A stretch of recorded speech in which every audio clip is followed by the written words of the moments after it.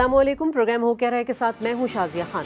Programme में सबसे पहले बात होगी कोयटा एक बार फिर लहूलुहान, बैरून मुल्क से होने वाली दहशतगर्दी की रोकथाम कैसे मुमकिन, कोयटा पुलिस एकेडमी पर तीसरा दहशतगर्दी का वाकया, क्या नेशनल एक्शन प्लान कभी कारआमद होगा। प्रोग्राम के दूसरे हिस्से में बात होगी पाकिस्तान में गैर मुल्की मेहमान और उनके दौरों का मकसद क्या पाकिस्तान की मईशत खतरे से बाहर है, करप्शन मुल्क की तरक्की की राह में हायल है, बढ़ते हुए कर्जाजात मुल्क की मईशत पर बोझ है, क्रिश्चियन लगार्ड। प्रोग्राम के तीसरे हिस्से में बात होगी 2 नवंबर के धरने में तहरीक इंसाफ के साथ अवामी तहरीक की शमूलियत, तहरीक इंसाफ के मुख्तलिफ जमातों से धरने के लिए राबते, क्या हुकूमत धरना रोक सकेगी, वजीर आज़म अब तलाशी देंगे या इस्तीफा।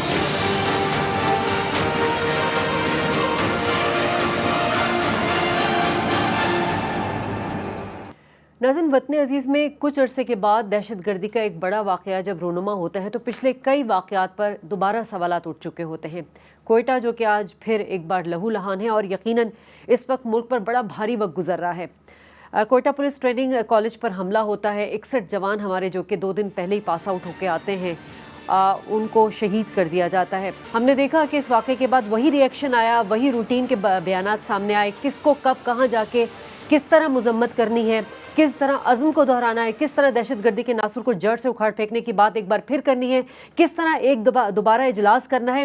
ये तमाम चीज़ें हम हमेशा देखते हुए आ रहे हैं। अब सवाल ये है कि हम बारहा ऐसे वाक़यात के बाद जब टॉक शोज़ करते हैं तो हम बात करते हैं नेशनल सिक्योरिटी पर, हमारे जो सिक्योरिटी लैब्स हैं उस पर, नेशनल पॉलिसी हमारी क्या है, नैब पर अमल दरामद क्यों नहीं हुआ और कितना कारआमद है। लेकिन आज मैं ये सवाल यहाँ पर उठाऊंगी कि हम ऐसे कौन से out of the box solution पर जा सकते हैं जिनकी वजह से जो हमारे फौजी ऑपरेशन किए जा रहे हैं वो मौसर हैं, और जो खित्ते में जो हमारे स्टेट पे जो दहशतगर्दी हो रही है, सिर्फ पाकिस्तान में ही नहीं हमारे हमसाए ममालिक में भी दहशतगर्दी और ब्लेम गेम जो चल रहा है उसमें कौन से सोल्यूशन निकाले जा सकते हैं। मेरे साथ डॉक्टर फ़ारूक सलीम और अयाज अमीर मौजूद हैं। अयाज साहब, मुझे तो समझ में नहीं आ रहा कि मैं पहले आपसे ये पूछूं कि ये सिक्योरिटी लैब्स था, मैं आपसे ये पूछूं कि नेशनल एक्शन प्लान पर अमल दरामद नहीं हुआ, कहाँ क्या चीज़ है कि हम 2 महीने बाद एक बड़े साने पे फिर उसका सामना कर रहे होते हैं, फिर टॉक शोज़ कर रहे होते हैं। पहले एक चीज़ तो वाज़ेह कर दें कि ये कोयटा पे हमला था, ये हाफिज़ सईद ने कराया था या यहाँ के जो हम कहते हैं कि जो जिहादी हैं जो कश्मीर में कह रहे उन्होंने जाके वहाँ पे कराया था कुछ दिन पहले तक। और वो जो यहाँ पे अखबार में एक स्टोरी भी छपी थी और जो हिंदुस्तान कह रहा है वो तो हमें मुर्दे इल्ज़ाम ठहराता है कि हम जो हैं सारी मंबा हैं टेररिज्म की जड़ में जो है हमसे शुरू होती है। तो अगर हमसे शुरू होती है तो हम कहाँ से यहाँ विक्टिम हो गए। ये जो 3 या 4 आदमी वहाँ पे आए थे जिन्होंने हमला किया था, ये क्या हमने खुद पैदा किए थे और वहाँ पे कहा था कि वो कर दें। दुनिया का वावेला देखें, अमेरिका की नसीहतें देखें, हिंदुस्तान की हम पे गोलाबारी देखें, अंदरूने मुल्क यहाँ पे अनासर हैं जो कि वो इंडिया की बात भूल जाते हैं, वो अमेरिका की नसीहतें भूल जाते हैं और कहते हैं देखें ना जी हमें वो तफरीक नहीं करनी चाहिए।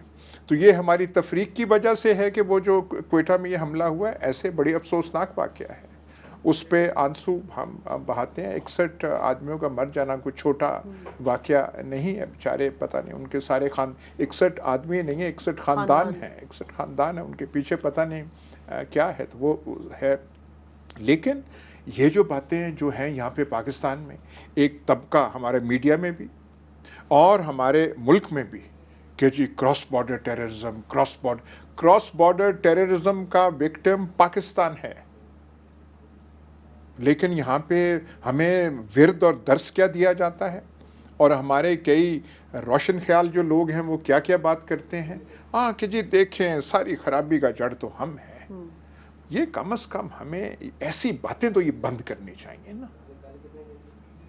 अब ये जो हम 1-2 हमने नाम पकाए हुए हैं कि जी पंजाब में कि वो है, उन्होंने जाके वहाँ पे ये किया था, तो ये बात बहुत ही अफसोसनाक है। वो जो वाक़या है वहाँ का बिल्कुल अपनी जगह, लेकिन ये सारा जो एक कहानी जो हमने अब तराशी कहानी कहीं और जाती है, क्रॉस बॉर्डर टेररिज्म का मूजब हमें बनाया जाता है और हम पे ठोस जाती है और हम एक्सेप्ट कर लेते हैं और हम वही टर्म्स ऑफ डिबेट जो बाहर से मुरतब होती हैं हम उन्हीं टर्म्स ऑफ डिबेट में फंस जाते हैं और अपनी कीमती आरा जो है وہ ہم دینے لگ پڑتے ہیں. اچھا سر، ایک بیرونی اینگل اس کا ہے جو کوئٹہ میں ہوا، ایک اس کا اندرونی اینگل ہے جس کا ذکر آپ نے کیا کہ اندرونی اینگلز ایک سائیکل ہمیں ایسے نظر آتا ہے کہ جب بھی ایسا حملہ ہوتا ہے تو شدید الفاظ میں مذمت کی جاتی ہے، سب فوٹو آپس کے لیے وہاں پہنچ جاتے ہیں، ساری ہماری سیاسی قیادت بھی، عسکری قیادت بھی. اس کے بعد کہا جاتا ہے کہ ملک دشمن عناصر جو ہیں وہ اس میں ملوث ہیں، پھر کہتے ہیں انکوائری کا حکم دیا جائے گا، رپورٹ طلب کی جائے گی، پھر سوگ کا اعلان، اب سوگ کا اعلان شاید کر دیا ہے 3 دن کا، پھر معاوضے کا اعلان کیا جائے گا. یہ ایک سائیکل ہے، اتنی دیر میں ایک نیا حملہ ہو جاتا ہے، نیا حادثہ ہو جاتا ہے، اور پھر یہی سائیکل ہم دوبارہ سے شروع کر دیتے ہیں. اب 8-10 سال گزر گئے ہیں، اسی سائیکل کے تھرو گزر رہے ہیں. سر کچھ تو امینڈمنٹس ہمیں کہیں تو کرنی ہی پڑیں گی. جو دہشت گردی کے حملے ہیں وہ بڑے سوچے سمجھے منصوبے کے تحت کیے جاتے ہیں. یہ ایسے نہیں کہ دہشت گردوں نے رات کو سوچا اور صبح انہوں نے حملہ کر دیا. باقاعدہ ایک ٹیم بیٹھتی ہے، اس کو دہشت گردی کا سائیکل کہا جاتا ہے. باقاعدہ ایک ٹیم بیٹھتی ہے، وہ نشانے کا تعین کرتی ہے کہ آپ نے ٹارگٹ کس کو کرنا ہے، اس ٹارگٹ کو سرویلنس میں لایا جاتا ہے، اس کی نگرانی کی جاتی ہے، پھر منصوبہ بندی کی جاتی ہے کہ آپ نے ہتھیار کس طرح حاصل کرنے ہیں، بامبس کس طرح حاصل کرنے ہیں، پھر تعیناتی ایکچوئل ڈپلائمنٹ ہوتی ہے. سر انٹیلیجنس کا معاملہ یہ ہوتا ہے کہ اس پروسیس کے اندر، اس پروسیس کے دوران اس کو پینیٹریٹ کر دے اور روک دے. تو انٹیلیجنس فیلئر تو ہمارا یہاں پہ ہو رہا ہے. ایک تو سیکیورٹی فیلئر ہے کہ آپ دیکھیے کہ اسٹینڈرڈ آپریٹنگ پروسیجر فالو ہی نہیں کیا جا رہا. سر میں کہہ رہا ہوں کہ میں تمام آپ کی باتیں مانتا ہوں، لیکن جس قسم کا بلوچستان کا جغرافیکل جو خد و خال ہے، جس قسم کی وہاں پہ ڈسٹنسز ہیں، جس قسم وہاں پہ افغان جو ہمارے مہاجر جو بھائی ہیں ان کے کتنے کیمپس ہیں، چمن بارڈر اور باقی جو ہے آنا جانا کتنا ہے، وہ کنٹرولڈ بارڈرز نہیں ہیں، وہ کھلے اور پورس آپ کے پاس باہر ایک گارڈ کھڑا کیا ہوا ہے، رات کو سارے جو غیر مسلح ریکروٹس ہیں وہ سوئے ہوئے ہیں اور ایک گارڈ باہر ہے. سر جو ایس پی ہے وہاں کا اس کو پکڑیں، اس سے پوچھیں جو ڈی ایس پی ہے وہاں کا. بالکل سیکیورٹی لیبس ہے، پر میں صرف sir intelligence lab and security labs, intelligence lab ہو بالکل ہے، سیکیورٹی لیبس ہے، آپ کو پینیٹریٹ کرنا ہے اور اس کو روکنا ہے. یہ کہنا آسان ہے پر ایسے جو چیزیں ہیں. میں صرف ایک اور بات کر رہا ہوں، کابل میں افغانستان میں بھی حملے ہوتے ہیں. کابل میں کوئی حملہ ہوتا ہے تو ایک دم پورا ایک کورس کھڑا ہو جاتا ہے، کابل سے لے کے واشنگٹن تک، واشنگٹن سے لے کے دلی تک، کہ اس کے پیچھے ایک ہی ہاتھ ہے. جب ہمارے 61 آدمی مارے جاتے ہیں تو یہ اس کے پیچھے کون ہے؟ سر وہ ایف سی ڈی جی نے تو بات کی ہے کہ یہ جو ہے افغانستان سے رابطے میں تھے اور لشکر جھنگوی جو ہے اس میں ملوث ہے، لیکن داعش نے اور ٹی ٹی پی دونوں نے لشکر جھنگوی کے ٹریڈیشنل جو بیس کیمپس تھے پاکستان میں وہ کہاں تھے؟ جب لشکر جھنگوی تھی طاقتور یہاں پہ آپریٹ کرتی تھی، کہاں سے آپریٹ کرتی تھی؟ سر اگست 2016 میں اسی کا جو آپ نے سوال اٹھایا، اسی کے جواب میں سر بریک لینا ہوگا. جی ناظرین یہاں بریک لیں گے، اس کے بعد گفتگو کے سلسلے کو آگے بڑھائیں گے.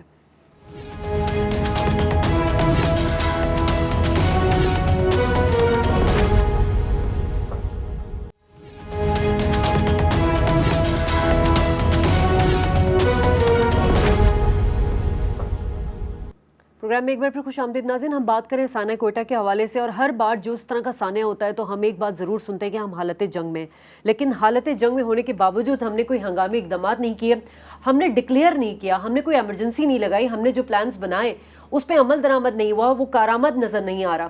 ڈاکٹر صاحب آپ بریک سے پہلے بات کر رہے تھے. دیکھیے اندرونی اینگل ہم نے کہا کہ وہاں پہ بالکل سیکیورٹی لیبس ہے اور پولیس کی جو ہائرارکی ہے وہاں پہ جو قیادت ہے it should be held responsible کہ آپ نے فرسٹ لائن آف ڈیفنس نہیں بنائی، آپ نے سیکنڈ لائن آف ڈیفنس نہیں بنائی. اتنے زیادہ بچے سوئے ہوئے ہیں رات کو، یہ رات کو کوئی 11:30 بجے یہ کام شروع ہوا. اچھا بیرونی اینگل اس کا ایک میں اسٹڈی پڑھ رہا تھا جو پینٹاگون نے، جو سی آئی نے ریلیز کی ہے اگست 2016 کی. وہ یہ کہتے ہیں کہ ننگہار پروونس جو ہے افغانستان کا، اس میں ٹوٹل میں 22 ڈسٹرکٹس ہیں، جس میں سے 10 ڈسٹرکٹس جو ہیں وہ داعش ان پہ قابض ہے اس وقت. وہاں پہ افغانستان کی حکومت کی کوئی رٹ نہیں ہے، اور جو 70% جنگجو ہیں داعش کے، وہ اس رپورٹ کا کہنا ہے کہ وہ تحریک طالبان پاکستان کے ایکس ممبران ہیں. یعنی کہ تحریک طالبان جو آپریشن ضرب عضب کے نتیجے میں پاکستان سے بھگا دی گئی تھی، یہ وہاں ننگرہار پروونس میں گئے ہیں اور انہوں نے داعش کو جوائن کر لیا ہے۔ اب 3 صوبے ایسے ہیں، ننگرہار، کنر اور نورستان، جہاں پہ ریسرچ اینڈ انالیسس ونگ والے اور نیشنل ڈائریکٹوریٹ آف سیکورٹی جو کہ افغانستان کی انٹیلیجنس ایجنسیز ہیں، ان کے یہ 2 بڑے گڑھ ہیں، اور یہ یہاں پہ ان جو پاکستان دشمن عناصر ہیں ان کو استعمال کرتے ہیں۔ تو ایک اندرونی اینگل اور ایک بیرونی اینگل۔ بیرونی اینگل ہمارے کنٹرول سے باہر ہے، لیکن اندرونی اینگل جو ہے اس کو کنٹرول کرنا ہمارے ہاتھ میں ہے۔ تو یہ دونوں اینگلز کو ہم کو کور کرنا ہوگا، اور ہم نہیں اٹھاتے ہیں یہ بیرونی اینگل، ہم زیادہ تر باہر لے کے نہیں آتے ہیں، اس کو پبلسائز نہیں کرتے، اس پہ زور نہیں لگاتے، دنیا کو آگاہ نہیں کرتے کہ یہ بیرونی اینگل پاکستان کے خلاف کام کر رہا ہے۔ کہاں ایاز صاحب ہم بار بار وہی بات کریں، نشاندہی انہوں نے کی کہ بیرونی اور اندرونی اینگل پہ، بیرونی پہ تو چلو میں نے وہی بات کہی تھی آؤٹ آف دا باکس کچھ چیزیں، کیونکہ خطے میں جو ہمارے اسٹیٹس ہیں، بھارت پہ ہوتا ہے پاکستان پہ الزام، افغانستان پہ پاکستان پہ الزام، پاکستان میں ہوتا ہے ادھر را کی بات کر لیتے ہیں، این ڈی ایس کی بات کر لیتے ہیں، مل کے کوئی سلوشن نہیں نکالا جا سکتا؟ مل کے تو نہیں، وہ تو ایسے حالات ایسے ہیں، لیکن صرف میں یہ بات کر رہا تھا الزام تراشی پاکستان پہ بہت ہوتی ہے، اور پاکستان جو نشانہ دہشت گردی کا بنتا آ رہا ہے آج سے نہیں اتنے سالوں سے، اس پہ جو ہے چشم پوشی ہو جاتی ہے اور اس پہ آوازیں جو ہیں تھم جاتی ہیں۔ ابھی وہ جو کمانڈر ہیں امریکن کمانڈر افغانستان میں، انہوں نے پھر کہا کہ حقانیت کا یہ ہے، یہاں سے حملہ وہاں کرتے ہیں، تو جو یہاں پہ حملے ہوتے ہیں وہ کہاں سے آتے ہیں اور آپ کیا کر رہے ہیں؟ ایک بات تو یہ ہے، لیکن ایک چیز جو ہے ہمیں ماننی پڑے گی۔ دیکھیے پنجاب میں بھی، لاہور میں بھی پولیس ٹریننگ سینٹرز پہ شروع میں جب یہ دہشت گردی کی جنگ شروع ہوئی تھی تو بڑے حملے ہوئے تھے۔ مناوا ٹریننگ سکول آپ کو یاد ہوگا ڈاکٹر صاحب، وہ لاہور میں وہاں پہ ایک اور بڑی گن بیٹل بڑی دیر تک وہاں پہ رہی تھی، اور پھر وہ ان پہ قابو پایا گیا تھا۔ اب ایسی سینسٹیو چیز، اب آپ کہیں نا کہ بازار میں بم ہو گیا ہے تو وہ تو کہتے ہیں، آپ کہہ سکتے ہیں ٹھیک ہے یار، وہ ہم نہیں کر سکتے تھے، وہ کسی نے پتہ نہیں ٹھیلے میں گاڑی میں کس نے وہ بلاسٹ کر دی، وہ تو بات ٹھیک ہے مان لی جاتی، پر ایک پولیس ٹریننگ سینٹر، اب جیسے مجھے نہیں پتا تھا، اب یہ آپ کہہ رہے ہیں کہ ایک آدمی وہاں پہ وہ بہرما کھڑا تھا، ایک گارڈ کھڑا کیا، تو یہ سیکیورٹی لیپس جو ہے 2006 میں یہاں اٹیک ہوا، 2008 میں یہاں اسی جگہ پہ ہمارے ساتھ اسرار ایوب صاحب بھی موجود ہیں، سینئر صحافی اور تجزیہ نگار بھی۔ اسرار صاحب کہاں سے بات شروع کی جائے، سمجھ نہیں آتی، 3 سے 4 لوگ آتے ہیں، ایک ہارڈ ٹارگٹ اچیو کر لیتے ہیں، 61 ہمارے جوان جو ہیں شہید ہو گئے، نیشنل ایکشن پلان کی بات کرتے ہیں، کیا واقعی یہ ایک پلان ہے، یہ صرف ڈاکومنٹس تھا آرمی پبلک پہ جو حادثہ ہوا تھا اس کے بعد سب کے منہ چپ کرانے کے لیے؟ دیکھیے میں اس کا ایک آپ کے سامنے اس سچویشن کو ایک نئے اینگل سے آپ کے سامنے لانے کی کوشش کرتا ہوں۔ میرے خیال میں پہلے تو ہمیں یہ دیکھنا چاہیے کہ یہ جو جتنے بھی سیکیورٹی پلانز مختلف اداروں کے بنے ہوئے ہیں، جہاں تک مجھے علم ہے کیونکہ یہ میرا شعبہ ہے، میں ڈیزاسٹر مینجمنٹ کا کنسلٹنٹ ہوں، یہ بنے ہوئے ہیں ایک ٹول میں جسے ہم ICS کہتے ہیں، یعنی انسیڈنٹ کمانڈ سسٹم، اور یہ اب دنیا میں آبسلیٹ ہو چکا ہے، دنیا اسے اب یوز نہیں کر رہی، لیکن ہمارے یہاں 47 سے لے کے آج تک آپ کو پتہ کسی بھی چیز کا نصاب نہیں بدل رہا، اس میں یہ اس لیے آبسلیٹ ہو چکا ہے کہ یہ افیکٹو ہوتا ہے after the occurrence of event, یعنی جب سانحہ ہوتا ہے اس کے بعد یہ آپریٹو ہوتا ہے، جس ٹول میں سیکیورٹی پلان ہم بنا رہے ہیں پاکستان میں، جبکہ اب دنیا میں پرو ایکٹیو مینجمنٹ ہے اور ایونٹ کی مینجمنٹ اس ایونٹ کے ہونے سے پہلے ہی شروع ہو جاتی ہے، اور اس کو ہم ڈیزاسٹر مینجمنٹ کی زبان میں کہتے ہیں community based disaster risk management. نہیں کیا مطلب اس کا آپ بتائیں نا، اسپیسیفک کون سی چیزیں ہیں جو کہ اس میں آتی ہیں؟ دیکھیے میں اس کی آسان سی آپ کو چیز بتاؤں کہ ایک زمانے میں آپ کو یاد ہوگا کہ پورا گروپ آیا تھا اور اس پر گلی گلی محلے میں کمیونٹی ایکٹیویٹ ہوئی تھی، اور ایک وہ ٹھیکری پہرا شروع ہوا تھا، وہ ایک کروڈ شکل تھی ڈیزاسٹر مینجمنٹ کی کمیونٹی بیسڈ۔ اب یہ ریفائن ہو چکی ہے، اس میں آپ کے رسک کی آئیڈینٹیفیکیشن ہوتی ہے، پھر اس کی ڈیزاسٹر رسک ریڈکشن کی پلاننگ ہوتی ہے، اس کے بعد اس کی امپلیمنٹیشن ہوتی ہے، اس کے بعد مانیٹرنگ اینڈ ایویلویشن ہوتی ہے۔ اس میں جو مختلف قسم کی ولنریبلٹیز ہیں، یعنی جن کی وجہ سے یہ جو خطرات ہیں یہ ڈیزاسٹرز میں ٹرانسفارم ہو رہے ہیں، ان کی مینجمنٹ سائنسی بنیادوں پر کی جاتی ہے، یہ ایک سائنٹیفک چیز ہے۔ اور میں نے اس پر جو وزیر اعظم پاکستان ہے ان کو خط لکھا، چیف منسٹر پنجاب کو خط لکھا، وزیر اعلیٰ خیبر پختونخوا کو خط لکھا، وزیر اعظم میں یہ اس کا پورا ایک پریزنٹیشن ہے میرے پاس. جی بس. یہ کوئی ایسی چیز نہیں ہے کہ جو کوئی خواب و خیال کی بات ہے. تو میں نے جو ہے انہوں نے تو مجھے بلایا ہی نہیں, لیکن جو خیبر پختونخوا میں ٹھیک ہے, بہت بہت شکریہ اسرار ایوب صاحب, آپ نے وقت دیا. ڈاکٹر صاحب دیکھیے, اسرار صاحب کی بات میں جو سمجھا ہوں, جو اس میں وزن سمجھا ہوں, وہ کہہ رہے ہیں کہ ایک سسٹم ہوتا ہے جس میں حادثہ ہو جاتا ہے اور اس کے بعد پھر آپ اس پہ غور و خوض کرتے ہیں, یا حادثے سے پہلے ہم کچھ تیاری نہیں کرتے. تو یہ واپس وہی آ جاتا ہے کہ انٹیلیجنس جو ہمارا ایپریٹس ہے اس کو دیکھنا ہے کہ جب اس کی منصوبہ بندی ہو رہی ہوتی ہے کسی ایسے حادثے کی, تو اس وقت اس کو پینیٹریٹ کرنا ہے اور وہاں پہ اس کو روکنا ہے.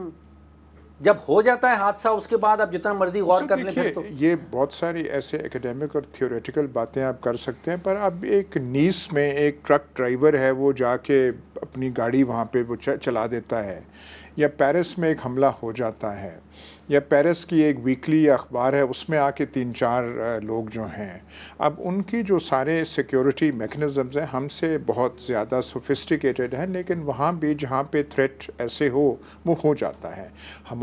ہمارا جو صورتحال ہے وہ فرانس اور ان سے بہت بدتر ہے, کیونکہ یہاں پہ جس قسم کا ہمارا ملک ہے, اور جو بارڈرز ہیں ہمارے, ایسٹرن بارڈر تو ہمارا اب تقریباً بند ہے, لیکن ویسٹرن بارڈر پورا کا پورا پورس اور کھلا ہوا ہے, اور یہاں پہ اتنی وہ بھاری وہ چیز ہے.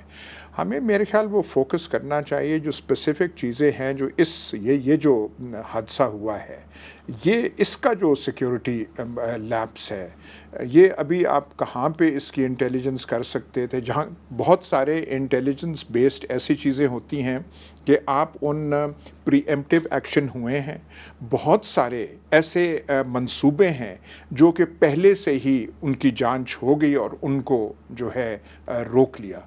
پر جہاں پہ اتنا زیادہ ٹیررزم پرابلم ہو, افسوس سے کہنا پڑتا ہے ایسے انسیڈنٹس جو ہیں وہ ہوتے رہے. سر آپ کی بات کو انٹرپٹ کر کے کہہ رہی ہوں کہ اس کی 2 دن پہلے الرٹ جاری ہو چکی تھی کہ ایسا کوئی حادثہ ہونے والا ہے, لیکن جگہ کا تعین بہرحال سیکیورٹی ہماری جو ایجنسیز ہیں وہ تو نہیں کرتی. نہیں, ایک اس میں ہے, اس میں وہاں پہ جو سیکیورٹی ایجنسیز ہیں اور بلوچستان کا سیکیورٹی جو ہے, ایک جو ایسا پولیس ٹریننگ سینٹر ہے اس کی حفاظت نہ ہو. سر کسی ایس پی کے ماتحت ہوگی اس کی سیکیورٹی, کسی ڈی ایس پی کے ماتحت وہ جو ہے وہ فیلئر ہے.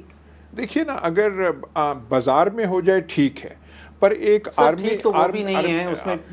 چلے سر, ٹھیک بالکل وہ بہت ساری باتیں ہیں جو توجہ طلب ہیں. یونائٹڈ پاکستان, ڈیفنڈ پاکستان, ریفارم پاکستان, ساتھ ساتھ ہماری جو پولیٹیکل لیڈرشپ ہے اس کو بھی اپنے کانفلکٹ اور کنڈریشن جو ہے اس کو دور کر کے ایک ساتھ بیٹھنا ہوگا اور اس معاملے کو دیکھنا ہوگا. بریک لیں گے ناظرین, بریک کے بعد جب واپس آئیں گے تو ہم بات کریں گے پاکستان میں غیر ملکی مہمان آئے ہوئے ہیں, ان کے دوروں کا مقصد کیا ہے, اس پر بات کریں گے.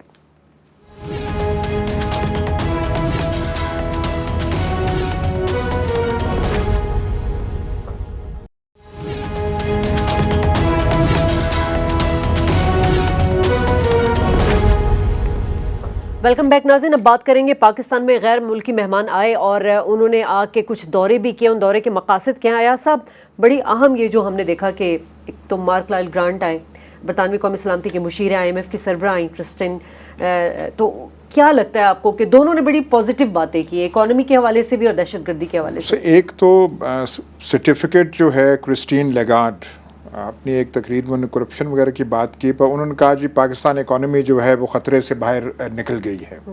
مجھے ایک بات آپ سمجھا دیں, ڈاکٹر سلمان صاحب بھی ہیں وہ بھی سمجھا دیں کہ یہ جو ریزروز بنتے ہیں, جب آپ آمدن پروڈیوس کرتے ہیں تو آپ کا بینک اکاؤنٹ تب بھی بڑھتا ہے نا جی. کوئی ہمارے ایکسپورٹس بڑھ رہے ہیں, کوئی ہماری انڈسٹریل پروڈکشن بڑھ رہی ہے, کوئی ہم زیادہ وہ بھیج رہے ہیں تو اور ہمارے کر رہے ہیں, یا ہم قرضوں سے لے کے اس کا کر رہے ہیں. ایسا صاحب 4 سورسز ہیں ہمارے ڈالرز ارن کرنے کا. پہلے تو ایکسپورٹس, جیسے آپ نے ذکر کیا, اگر ہم مال بنا کے ایکسپورٹ کرتے ہیں تو ہمیں ڈالرز ملتے ہیں, یا فورن ڈائریکٹ انویسٹمنٹ, کوئی باہر کی کمپنی آ کے ڈالر یہاں انویسٹ کر دیتی ہے, یا ریمیٹنسز جو ہمارے پاکستانی باہر کام کر رہے ہیں, اور چوتھا ہمارا جو ہے وہ قرضہ جات.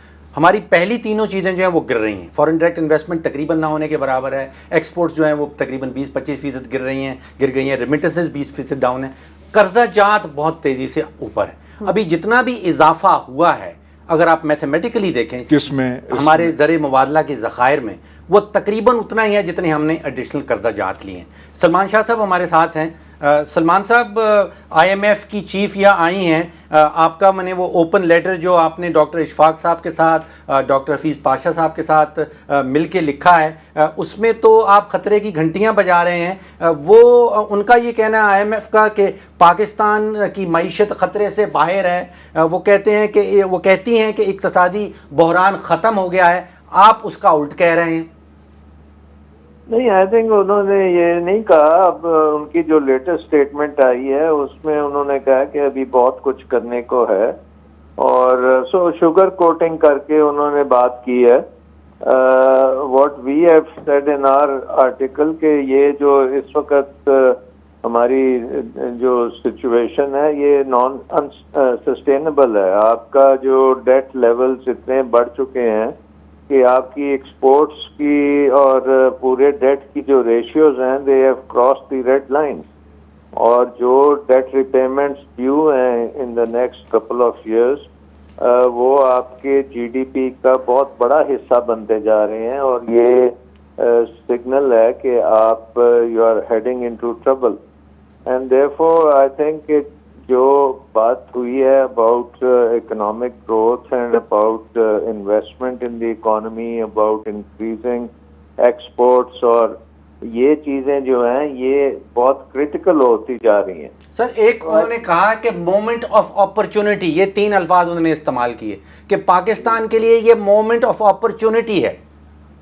جی وہ اس لیے وہ کہہ رہی ہیں کہ ابھی بھی آپ سنبھل جائیں, ابھی بھی آپ اپنے ریئل ریفارمز کر لیں, ابھی بھی آئل پرائسز خاصی نیچے آئی ہوئی ہیں, اور آپ اگر یہ کرپشن چھوڑ دیں, آپ انکمپٹنس کو فارغ کریں, آپ میرٹ لے آئیں, آپ میجر ریفارمز کریں, بجلی کو ٹھیک کریں. بجلی کی ریفارمز تو I mean they are a scandal actually, there is hardly any reform.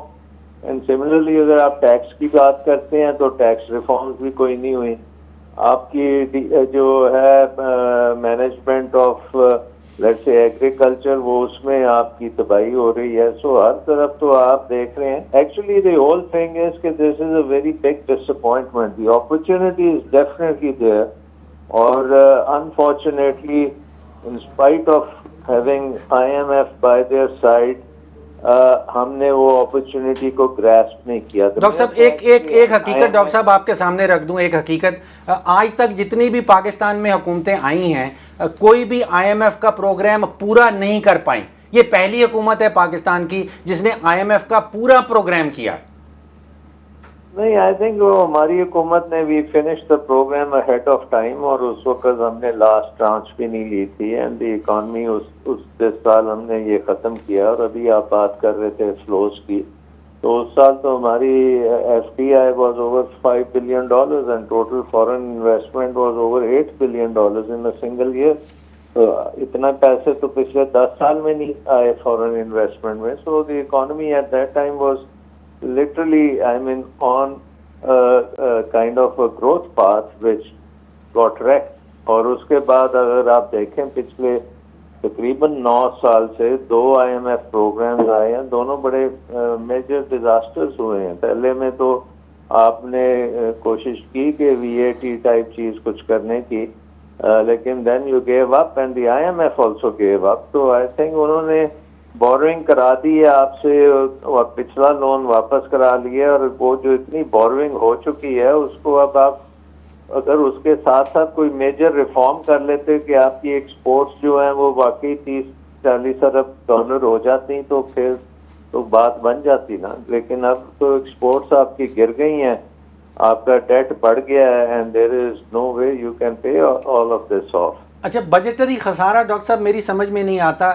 کہا یہ جاتا ہے کہ بجٹری خسارہ کم ہو گیا ہے, ہمارا آدھا رہ گیا ہے. اگر آدھا رہ گیا ہے تو پھر ہمیں مزید قرضہ جات لینے کی کیوں ضرورت پڑتی ہے؟ ایکچولی وہ جیسے ہم نے اپنے آرٹیکل میں بھی دکھایا ہے کہ بجٹری خسارہ تو تقریباً اتنے کا اتنا ہی بیٹھا ہے. جسٹ جس طریقے سے آپ اس کو میئر کرتے ہیں وہ آپ نے چینج کر دیا. تو آئی تھنک کہ جو 8% جب پیپلز پارٹی کی گورنمنٹ گئی ہے تو وہ آپ نے سرکولر ڈیٹ کلیئر کر کے ان کے کھاتے میں ڈال دیا. اور اس وقت پرائیویٹائزیشن کے فنڈز اور دوسرے اس قسم کے فنڈز جو تھے وہ فائنینسنگ آئٹمز ہوتے تھے جن کو اب آپ نے ریونیو آئٹمس میں کنورٹ کر دیا. سو یہ 2-3 چیزیں آپ نے کرنے سے آئی ایم ایف کا ٹارگیٹ تو پورا کر لیا, لیکن وہ ڈیفیسٹ تو وہاں کا وہیں کھڑا نا. تو سر یہ آئی ایم ایف کی مینیجنگ ڈائریکٹر ہمیں کیا کہہ کے گئی ہیں؟ میں نے جو ان کی سٹیٹمنٹس پڑھی ہیں وہ تو سب کچھ ہی کہہ رہی ہیں, کبھی اچھی باتیں بھی کرتی ہیں, پھر یہ بھی کہتی ہیں کہ آپ کا کرپشن کا جو نمبر ہے وہ 168 میں سے 117 پہ آ رہا ہے. ہر قسم کا گراؤنڈ کور کر ڈالا انہوں نے. ایکچولی انہوں نے ایک probably when she arrived in Pakistan تو پوری طرح وہ بریفنگ نہیں تھی, لیکن پاکستان پہنچی ہیں تو جو پریس میں آرٹیکلز وغیرہ آئے ہیں انہوں نے آئی تھنک وہ دیکھے ہیں, اور اس کو وہ پھر ریئیکٹ کیا انہوں نے ان دا سینس کہ یس واٹ دی کرٹیسزم ان پاکستان وہ درست ہے, اور وہ اپرچونٹی وہ کہہ رہی ہیں گراسپ کریں آپ. تو question is کہ why didn't we grasp these opportunities when the IMF program started? تو اب تو لیٹس سے 2008 سے آنورڈ ہمیں گراسپ کر لینی چاہیے. چلیں, بہت بہت شکریہ سلمان شاہ, آپ نے وقت دیا. ایاز صاحب آپ کو بھی سمجھ آ گئی ہوگی تھوڑی بہت, مجھے بھی سمجھ آ گئی ہے. مطلب پاکستان جو ہے نیکسٹ 11 کی اگر بات کی جائے تو اس کی اکانومی میں شامل ہوتا ہے, ڈیولپمنٹ کنٹریز میں ہوتا ہے. اس حوالے سے انہوں نے کہا کہ ایک اچھی اپارچونیٹی مجھے ہے. اب یہ تھوڑی سی سمجھ اکنامکس کی زیادہ سمجھ نہیں ہے. اب مجھے سمجھ آ رہی ہے کہ یہ جو فارن ایکسچینج ریزروز ہیں جو سب سے بڑی داد, اور ہر 6 مہینے کے بعد اسحاق ڈار صاحب کہتے ہیں کہ یہ ہیں, تو وزیر اعظم ان کو مبارکباد دیتے ہیں اور کہتے ہیں کہ واہ واہ آپ نے وہ کر دیا. قرضہ آپ لیں, وہ تو ایسا ہی ہے کہ میں بینک سے قرضہ لوں اور اپنے اکاؤنٹ میں ڈال دوں اور کہوں کہ میرے سیونگز اکاؤنٹ میں اتنے پیسے ہیں. سر $6 بلین سے ہم شروع ہوئے تھے, اب 18 بلین تک جب پہنچا تھا تو بیچ میں $12 بلین کے ایڈیشنل لون ہم نے لیے ہیں, تو حساب پورا بیٹھ جاتا. نہیں, ہم نے 18 کر کے 12 جو ہے وہ ادھار لیا ہوا, 12 ادھار لیا ہے, وہ ہم نے شروع واپس ہم ہوئے تھے 6 سے اور 18 پہ پہنچ گئے تھے. نہیں پر ڈاکٹر صاحب یہ مذاق تو نہیں ہے, یہ ہم پے کیسے کریں گے, ری پے کیسے کریں گے؟ ہم ایکسپورٹ کوئی ہم بڑھ رہی ہیں ہماری, ہم کوئی انڈسٹری ہماری بن رہی ہے, کیا ہو رہا ہے؟ سر یہ CPEC would be another game changer. ہم جب بھی کوئی کام شروع کرنے لگتے ہیں, پہلے ایل این جی نے گیم چینجر ہونا تھا, آپ کو یاد ہے, اب سی پیک جو ہے وہ گیم چینجر ہوگی, اور سی پیک کے نتیجے میں ہم سارے لون واپس کر دیں. چلیں, ویسے سلمان شاہ صاحب نے وہی باتیں کی جتنے ہماری اکانومی ایکسپرٹ بات کرتے ہیں کہ ہمارا جو قرضہ جاتا ہے وہ کم کریں, ایکسپورٹ اپنی بڑھائیں, اور جو ٹیکس کلیکشن ہے شادی ہم نے مارک لائل گرانٹ کی بات نہیں کی, ان کی بھی بات کرتے ہیں. ان کے دورے کو آپ کس طرح دے رہے ہیں؟ بڑی اہم ملاقاتیں کی. ایک بات ہے, ایک ان کا بیک گراؤنڈ ہے. یہ پہلے یہاں پہ 2 چیزیں, ایک یہاں پہ یہ سفیر رہے تھے, اور جب سفیر رہے تھے تو 2007 کی لائرز موومنٹ ہو رہی تھی, تو یہ ساری جو آنیاں جانیاں تھیں جس کی وجہ سے آخر میں این آر او بنا, اس میں مارک لائل گرانٹ جو تب ہائی کمشنر تھے, ان کا ایک کلیدی رول تھا. اس سے ایک چیز تو عکس ہوتی ہے ڈاکٹر صاحب, جو ہماری پاکستانی قیادت کی ذہنی پستی ہے, بینکرپٹسی ہے, کہ ایک کوئی جیسے 1977 کے موومنٹ میں سب سے بڑے جو سالس تھے وہ اس وقت کے سعودی عربیہ کے سفیر تھے, وہ ادھر جا رہے تھے ادھر جا رہے تھے, اور وہ سفیر صاحب جو تھے سینٹرل فگر تھے. 2007 میں این آر او کے سینٹرل فگر کون ہیں؟ ایک ایمبیسڈر ہے, ایک ہائی کمشنر ہے, اور وہ جا رہے ہیں, اور یہاں کے ان کے جو پرنسپل سیکریٹری تھے مشرف کے طارق عزیز, وہ جاتے تھے لنڈن اور ان کو ملتے تھے, اور وہاں ان کی ملاقات تھی ہوتی, اور وہ سارا کچھ کر رہے تھے. سر اس ٹائم پہ ان کا آنا, اب یہ آنا national security adviser, national security adviser ہمارے ہیں جنرل جنجوا, ان سے بھی ملاقات ہوئی ان کی. سر آپ آئیں, ان سے ملاقات کریں اور گھر جائیں, اور گھر جائیں. سر یہاں وزیر اعظم صاحب سے ملاقات ہوئی, وزیر اعظم صاحب کی مسکراہٹ جو آج کل ویسے مدھم پڑی ہوئی ہے, ان کی میٹنگ میں آپ مسکراہٹ دیکھیں. سر وزیر اعلیٰ صاحب سے ملاقات ہوئی, chief of the army staff سے ملاقات ہوئی, نیشنل سیکورٹی ایڈوائزر سے ملاقات ہوئی, ہمارے انٹیریئر منسٹر صاحب سے ملاقات ہوئی. یہ آپ نہیں, انٹیریئر منسٹر ٹھیک ہے, وہ ہم پلہ آپ ہیں, ان سے ملتے ہیں, وہ ہے سیکیورٹی کی بات کریں. اب یہ ہمیں کوئی سر یہ سیکیورٹی کی بات تو نہیں کرنے آئے, ہمیں کوئی نیا این آر او تو نہیں نکل رہا. نہیں, یہ کوئی ہمیں نصیحت اب کرنے آئے ساروں کو کہ آپ یہ نہ کریں, وہ نہ کریں, یہ کریں, فلانا کریں, ڈمکانا کریں. مطلب یہ کون 220 کروڑ کی یہ ایک قوم ہے, اب اٹامک پار کہتے ہیں, اتنی بڑی فوج ہے, لیکن جب ایسے موقع آتے ہیں تو ایک کوئی سفیر صاحب ہوتے ہیں, یا ان کا ایک ہی از اے کیبنٹ منسٹر. آپ مجھے یہ بتا دیں, جنرل جنجوا جائیں لنڈن, ٹریسا مے ان کو ٹائم دے گی؟ بہت مشکل لگتا ہے. نہیں, आर्मी चीफ को शायद वो टाइम दे दे, वो उसको देंगे, नहीं देंगे वो सवाल ही नहीं पैदा होता। यहाँ पे वो आके 2 दिन में सारा जो है उन्होंने छानबीन करके तो वो क्या बात कर तो कोई एन मैसेज पैटरसन की दिया या आपको कोई- याद है जो केबल्स बाहर उन्होंने गई थी और विकी लीक्स में बाहर आ गई, एम्बेसडर एन पैटरसन जो अमेरिका की उसकी थी, आपने सर वो देखा था कियानी वो? साहब से क्या क्या बात करती थी? उनसे फलानों से डिमकार, एक एम्बेसडर थी, लेकिन वो ऐसे लगता था कि सारी हुकूमत वो चला सर रही है। हफ्ते में 4 मुलाकातें कियानी, जनरल कियानी फिर साहब। ये क्या बात है सर, ये डॉक्टर साहब कौन सी कौम है ये आपकी, हमारी हम इतनी, ये हमारी मेंटल पस्ती क्यों है इतनी ज्यादा? चलिए जरा यहाँ ब्रेक ले लेते हैं, ब्रेक के बाद वापस आएंगे नाज़रीन, तो फिर बात करेंगे 2 नवंबर के हवाले से। पैट ने जो पीटीआई को की तहरीक में शमूलियत का ऐलान दे दिया, अब हुकूमत इस धरने को कैसे रोक सकेगी, इस पर बात करेंगे इस ब्रेक के बाद।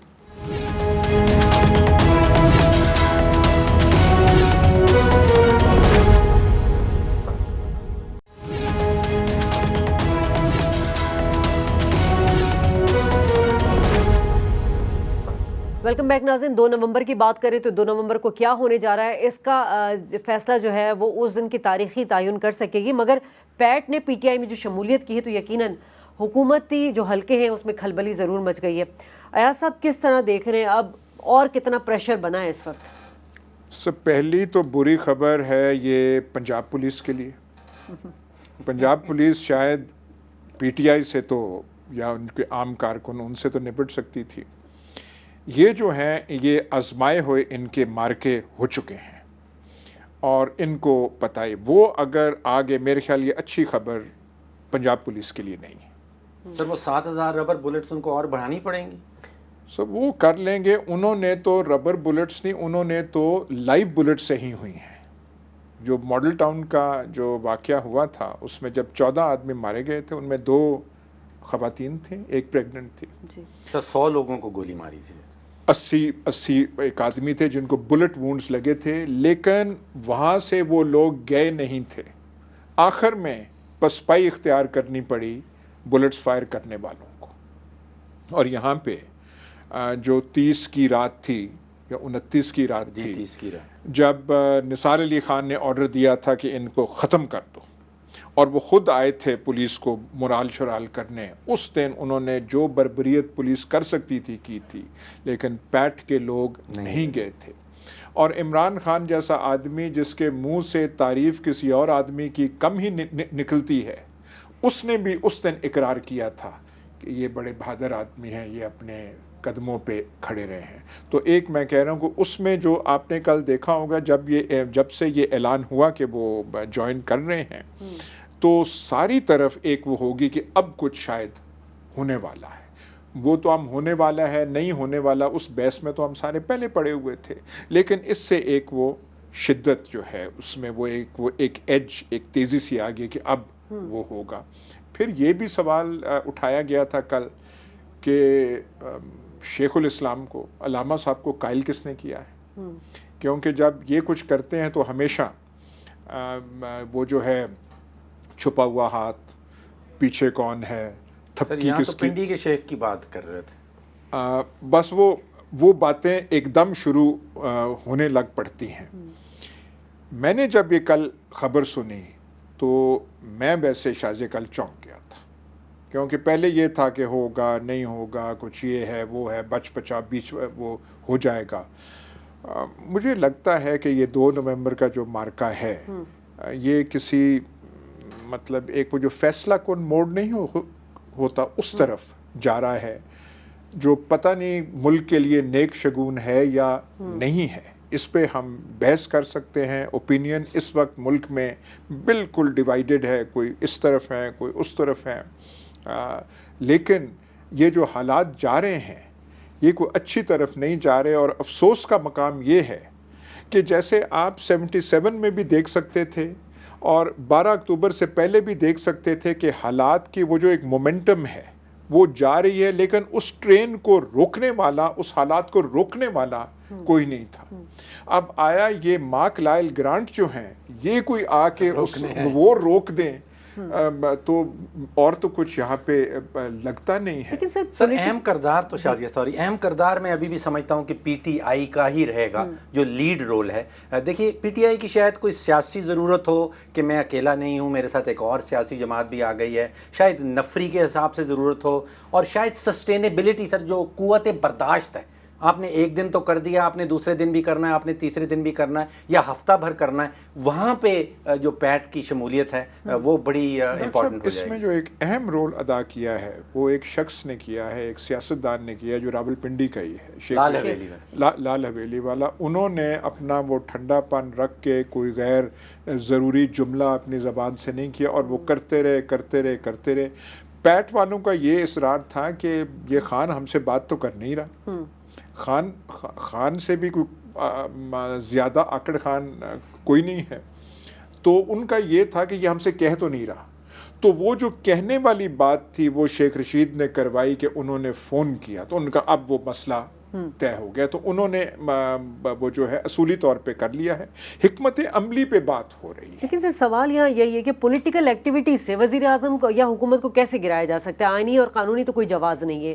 مورلی اگر خود وہ ریزائن کر دیتے ہیں وزیر اعظم صاحب تب تو بات سمجھ آتی ہے. آپ اخلاقیات کو تو بیچ میں سے نکال لیں نا, اس کا وہ جو چیپٹر اب وہ کوئی ایسی بات نہیں ہوتی. یہ تو ہوتا ہے کہ جیسے 93 میں ریزائن صدر نے بھی کر دیا تھا, وزیر اعظم نے بھی کر دیا. وہ کاکڑ فارمولے کی بات کر رہے ہیں. نہیں, وہ تب کیا تھا, اب ایسے نہیں ہے, کیونکہ وہ بیچ میں جو جنرل وحید کاکڑ کا وہ ثالث والا کردار تھا وہ اس وقت آپ کو کسی کا نظر نہیں آتا کہ جو دونوں کو یا کہہ سکے. سر 2014 میں تو وزیر اعظم صاحب نے خود درخواست کی تھی, لیکن اب وہ تعلقات میں شدت اتنی آ گئی ہے, اور میں اب جان کے نام نہیں لے رہا, اس میں آ گئی ہے کہ وہ کوئی کاکڑ اب بن کے یہ نہیں کہہ سکتا کہ آپ یہ کریں. وہ خلیج تھوڑی زیادہ وسیع ہو گئی ہے, دوری جو ہے وہ زیادہ پیدا ہو گئی ہے, اور ہماری جو صحافتی کارنامہ بیچ میں سر انجام ہوا ہے اس نے بالکل ہی وہ سب چیز جو ہے اس کو ایسے کر دیا ہے. اور صحافتی آپ نے بڑا شکریہ ادا کیا سر وہ سیریل المیڈا کا, اور صحافتی کارنامے اب تک انجام کیے جا رہے ہیں کیونکہ آپ وہی جو سٹوری لکھنے والے تھے ان کی زبان آپ یہ جو حالیہ انہوں نے اس کے بعد ہے وہ آپ دیکھ لیں, کیونکہ جو پڑھنے والے تو وہی جوڑیں گے, ہاں بھائی یہی سٹوری والا تھا, یہی لکھ رہا ہے, لیکن زبان اس کی یہ ہے. اس سے زیادہ خطرناک باتیں کون سی ہو سکتی ہیں, لیکن یہ ہو رہی. سر لگ رہا ہے ایسے کہ نون لیگ کی قیادت جو ہے وہ ایک بند گلی میں پھنستی چلی جا رہی ہے. ایک طرف تو سیاسی ٹکراؤ آ رہا ہے عمران خان کا, اور پیٹ نے بھی ان کو جوائن کر لیا ہے, دوسری طرف سے وہ قانونی دباؤ بھی ہے سپریم کورٹ والا, بہت زیادہ ہے, وہ بھی بہت زیادہ ہے, اور تیسری طرف سے یہ سول عسکری جو کشیدگی جس کا آپ نے ذکر کیا, تو وہ بند گلی سے نکلنا بڑا مشکل ہو جاتا ہے. سر وہ 2 نومبر کو بھی تو سن رہے ہیں کہ وہ جا رہے ہیں وزیر اعظم صاحب, وہ کہہ رہے ہیں کہ نہایت امپورٹنٹ میٹنگ ہے بشکیک میں. سر بشکیک کا نام بھی کم ہی لوگوں نے سنا ہوگا, وہ وہاں پہ کوئی شنگھائی کوآپریشن آرگنائزیشن کوئی ایس سی او جامی کوئی ادارہ ہے یا کوئی وہاں پہ شنگھائی کوآپریشن, تو اس میں تو سر وہ کہہ رہے ہیں بہت ضروری ہے, روس بھی وزیر اعظم صاحب کا وہاں جانا بہت ضروری ہے, اس کے بغیر جو ہے وہ پاکستان چل نہیں پائے گا.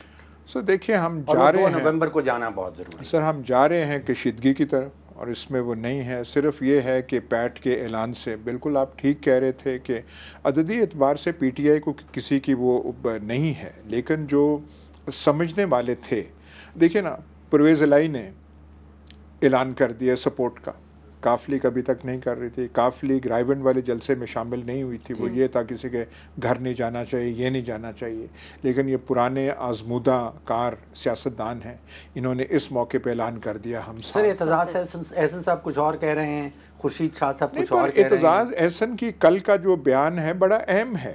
انہوں نے یہ کہا ہے, دیکھیں نا پارٹی کی پالیسی ہے کہ ہم نہیں شامل ہوں گے اس کے ساتھ, وہ کہہ رہے ہیں لیکن اگر لاٹھیاں برسیں تو پھر ہم کنارہ کشی اختیار نہیں کر سکتے, ہم بھی جوائن کر دیں گے. سر یہ 2 کشتیوں میں سوار لگتی ہے پیپلز پارٹی. پیپلز پارٹی ہے, لیکن ایک اہم چیز ہے کہ ایک طبقہ فکر ہے پیپلز پارٹی میں جس کی نمائندگی اعتزاز احسن کرتے ہیں, جن کی باتوں سے پتہ چلتا ہے کہ وہ اپنی پارٹی کی پالیسی سے خوش نہیں ہیں، اور وہ اس احتجاج میں، اس تحریک، اب احتجاج نہیں رہا، یہ تو تحریک بنتی جا رہی ہے، اس میں شامل ہونا چاہتے ہیں۔ سر پہلی تحریک میں لوائز والی تحریک میں بھی اعتراض صاحب جو اپنی پارٹی کی پالیسی کے خلاف تحریک میں شامل لیکن ہو گئے۔ وہ کیونکہ وہ فیل کر رہے ہیں کہ حالات آگے جا رہے ہیں، ہم اس میں شامل نہ ہوں، ہم پیچھے رہ اچھا، جائیں۔ یہ جو دیگر جماعتیں ہیں ان کے بارے میں بھی جو افواہیں اڑ رہی ہیں کہ چھوٹی دیگر جماعتیں بھی ساتھ ہوں گی تحریک سر انصاف یہ کے ساتھ؟ ایک جو ہے، ایک تو پروپیگنڈا بہت ہو رہا ہے ہندوستان میں، اس کی وہ جو ہیں باتیں ہو رہی ہیں، جو آپ نے مجھے بھیجا وہ ہندوستان ٹائمز کا، انہوں نے تو تمام جہادیوں کو انہوں نے حقانی کا نام لیا، باقی انہوں نے سارا کہا کہ وہ سارے کے سارے شہداء فاؤنڈیشن ہوں گے، یہ ہوں گے، دفاع پاکستان کونسل ہوگی، انہوں نے یہ تاثر دینے کی کوشش کی کہ تمام جن کو وہ خطرناک تنظیمیں سمجھتی ہیں، ایک وہ خاص رنگ دینے کی کوشش ہے پی ٹی آئی کے احتجاج کو۔ لیکن ایک بات ایک آپ کو ماننا پڑے گا، جی، اس تمام تنقید سے عمران خان ایسا بے نیاز لگتا ہے، اس پہ اس قسم کی تنقید کا کوئی اثر ہی نہیں ہو۔ چلے ٹھیک سر ہے۔ گورنمنٹ نے کل چلیں سر۔ کہہ دیا کہ ہم نے کبھی ایسا نہیں کہا کہ اس تحریک کے پیچھے، اس احتجاج چلیں کے اب پیچھے دیکھنا یہ کہ 2 فوجی نومبر ہاتھ کا ہے۔ دھرنا فیصلہ کن یہ ہوگا یا نہیں ہوگا۔ ڈاکٹر فاروق سلیم کو، ایاز امیر کو، شازیہ خان کو پروگرام سے اجازت دیجیے۔ اللہ نگہبان۔